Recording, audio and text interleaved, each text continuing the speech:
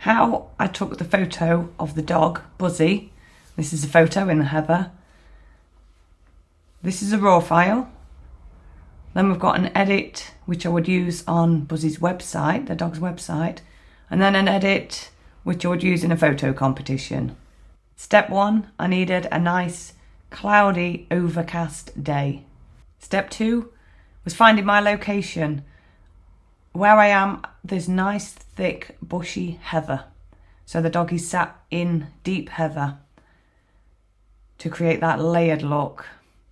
Compared to sitting the dog on top of the hill there, you're going to get more of a sky, floor, dog type of image. You could use a tree or a bush in the background to break up the sky, but the bank of heather was perfect.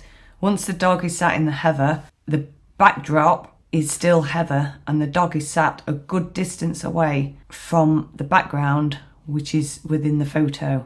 Step 3 is to remove the collar from the dog. I always keep him on the lead, but by removing the collar does make life easier when it comes to editing the photo.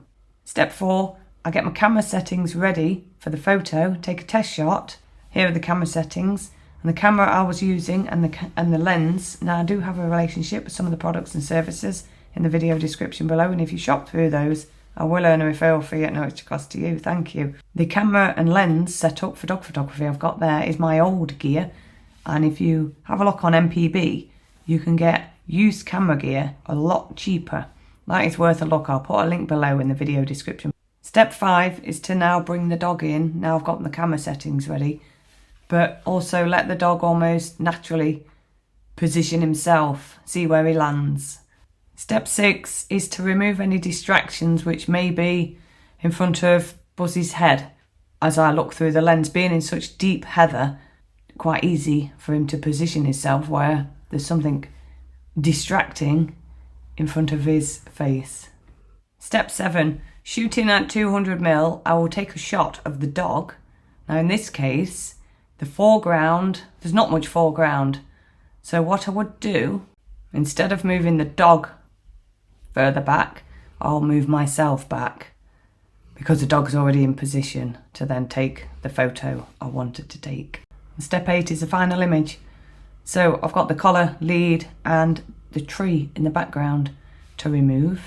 This is the final image which I use on the dog's website. I could have tidied that little bit up where the collar was, but that's why I suggest you take the collar off, because the collars can make a mess on a coated breed of dog. And then this is the image flipped. I said when in the video how to build a photography website, when I was talking about your online photography portfolio, I said then about flipping images. You read from left to right. I'll put a link below to that video, but I think this image would work better in a photo competition flipped, which I may put in next year. I've got a discount as well off the Guild of Photographers membership, yearly membership. I'll put a link to the page on my website about that too. I wouldn't use the flipped image of Buzzy on his page about him on the website, but for photo competitions it's quite acceptable to do that. I've done that before with people's dogs and they've never noticed that I've actually done it when I've shown them that they've won in the competitions. So that's how I took the photo of the dog, Buzzy the English Setter. Now we'll put links below to everything I spoke about, from the used camera gear to the Guild of Photographers, how to build a photography website, and there is a 15% discount also off photography websites, unlimited photo storage and selling your photography online.